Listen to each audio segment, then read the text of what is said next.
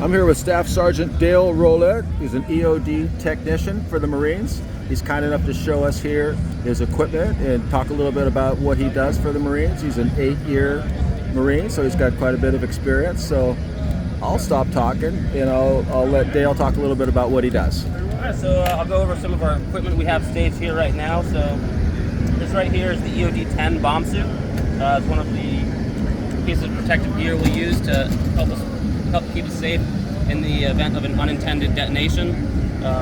It helps mitigate a little bit of overpressure as well as fragmentation, which are the number one things that will hurt you in a detonation. This right here is one of our robotic platforms. It's called the SUGB 310. It's our medium-sized robot that we're using currently. It weighs about 35 pounds. It's man-packable, although we generally won't pack it out because it's very heavy and we're carrying a lot of other things at the same time. But we use this to perform a wide variety of tasks remotely. That way we stay safe and we're at a distance and not necessarily subjecting ourselves to an unknown hazard.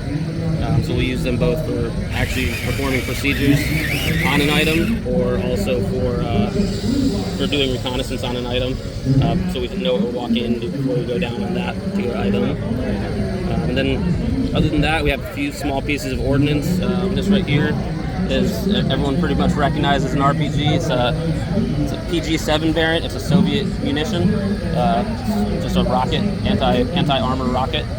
Uses a shape charge to penetrate through that armor.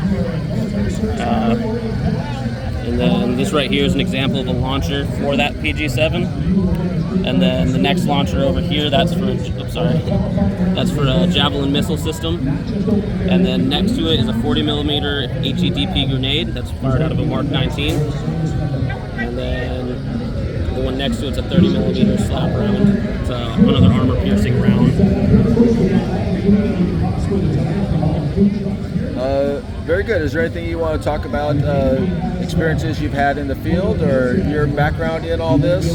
Maybe places you've gone or experiences you've had with this job, if you call it a job. It takes you, I don't know if you call it a job, it seems like a wonderful thing to be doing, but in service to our country, I have to thank you for your service. I always want to throw that in there because I very much appreciate it.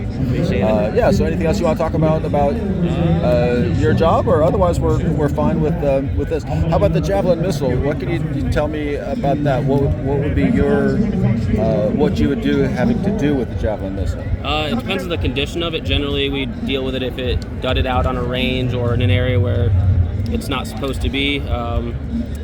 Depending on the condition of it, we may blow it in place, so just blow it up where it's at, or we may conduct procedures on it using different tool sets to allow us to move it somewhere else where we can detonate it if it's in an area that can't necessarily withstand a detonation, which generally it wouldn't be in the States, but if we're overseas and maybe they were using one of these systems in a city and it dudded out, we'd potentially be wanting to get rid of it to keep civilians safe and also destroy anything that's classified on it.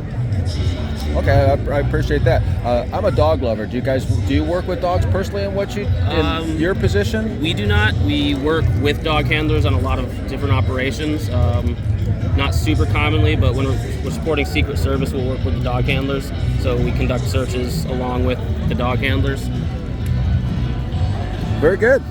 I appreciate your time. Is there anything else you'd like to share with us? Otherwise, we'll just thank you for your service. I hope you have a great time at LA Fleet Week. And I very much appreciate your time today. You've been very kind. Thank you so much. All right, thank you.